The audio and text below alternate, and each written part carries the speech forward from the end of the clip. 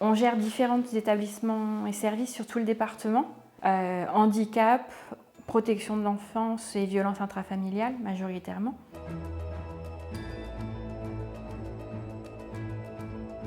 On est leur lieu de vie, ils sont là H24, 365 jours par an.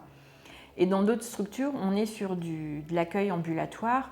Donc en fait, ils sont admis et on a un accompagnement qui dure dans le temps 2, 3, 4 ans. Pour qu'on fasse une admission, il faut qu'il y ait une place qui se libère. Donc il n'y en a pas énormément par an.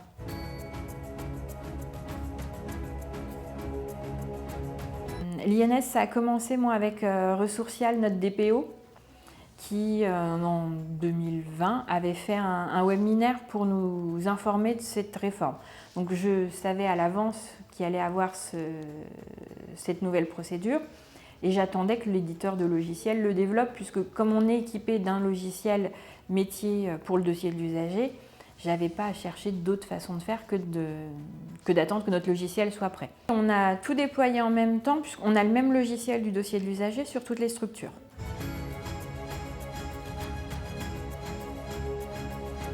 Tout notre travail de l'automne, ça a été en fait, une fois qu'on a mis en place l'outil, ça a été de récupérer l'INS pour toutes les personnes qui sont admises déjà. Une fois qu'on aura fini ce travail partout, l'INS, ça va être du ponctuel à l'admission.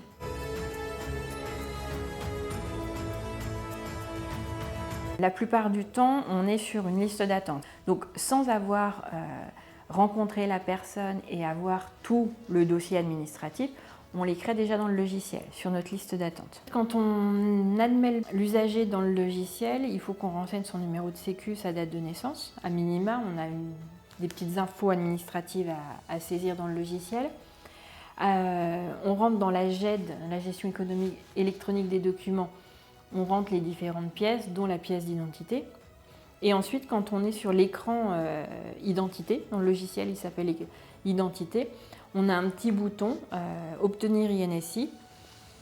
On clique sur le bouton, il faut qu'il y ait la carte CPS qui soit dans le boîtier à ce moment-là. Ça interroge la plateforme, ça redescend en nous disant voilà les éléments qu'on trouve et on clique sur confirmer.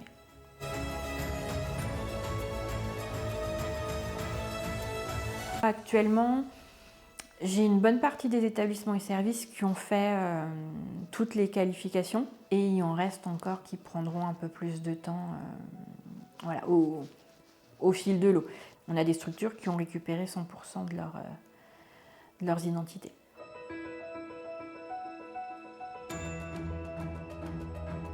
J'ai travaillé avec le CJ, notre éditeur de logiciels.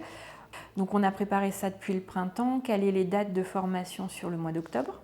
On a commandé les boîtiers et les cartes CPS parce que nous, on est un secteur qui avant n'en utilisions pas. Septembre, avec CJ, on a fait les derniers tests paramétrage pour être sûr que l'outil fonctionne. Et au mois d'octobre, début octobre, on a formé des professionnels administratifs de tous les établissements et services concernés. Ça a permis de leur expliquer l'INS et de leur montrer comment dans l'outil, on va le chercher et on certifie l'identité.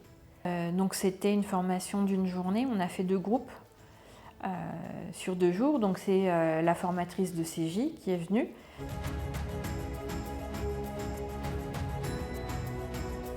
Le plus dur pour nous, parce qu'on ne fonctionnait pas comme ça avant, ça a été d'obtenir les cartes CPS. Non, l'INS, ça ne nous a pas posé de problème.